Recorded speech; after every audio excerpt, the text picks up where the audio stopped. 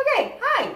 So you are in charge of doing your class clay project. Don't worry, we're going to show you how to get everything set up. So what you're going to do is you're going to go into the auditorium and get one of the clay carts. On the clay carts will be hopefully a bag of clay, either some mats or some boards. These are used for the children to create the projects on. Some rolling pins, some little dishes that you can fill with water if needed, and some stencils for the various projects. Also, some tools like toothpicks and plastic silverware, and most importantly, a clay cutter. So what you're going to want to do is roll the cart down to your classroom. If they are out of the room, you can go in and start setting up. If they're in class, I'd stay in the hallway and do this part out there. What you're going to want to do is you're going to want to cut your clay using the clay cutter into the amount of hunks that you need for your classroom. I would make a few extra because if there's breakage or if there's absent kids, you want to have pieces already cut and ready to go for you to make a project. So the clay cutter is very simple to use. You just use, it's kind of like, oops, you can see, it just slices right through. Depending on the project, you might change the size of the clay, but that will be in your project video. So don't worry about that right now. Just know that you want to get the clay cut up. And then when you go into the classroom, you want to lay out mats or boards only, depending on which ones you're using. Don't give the kids anything else. If you give them something to play with, they're not going to listen to you teach the project, believe me. If you're going to do a rollout project, you're going to show them the project on your board first. Well, actually, no matter what project you do, you're going to walk them through the steps on your board as an example first. And you're going to teach them about rolling and flipping the clay so that it doesn't stick.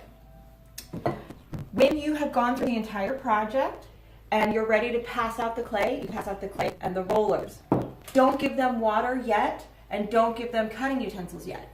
Walk around with your parent helpers and make sure that they're getting the right thickness. If it's too thick, have them keep going. If it's too thin, you can help them ball it back up and have them start over. But be very careful when you're balling the clay back up, because if air bubbles get inside the ball of clay when they're rolling it out and there's air bubbles in their slab, that's what tends to make the clay pieces explode. So just be careful if you're balling it back up. Maybe slam it down on the table a few times to get the air bubbles out. So once you see that they have their clay at the right thickness, then you can start passing out toothpicks and plastic forks, and I just kind of dump a handful in the middle and let them choose what they want. Then you can also pass out whichever stencil you're using, like the starfish. Once they have completed that and they cut it out, walk around and pick up the rolling pins and put them away so they're not tempted to keep using them as lightsabers. Then you can start passing out little dishes of water. So you do not want to fill these up. You want just a little tiny bit of water in the bottom, like a quarter or a half of this is plenty, because they're going to be using that much.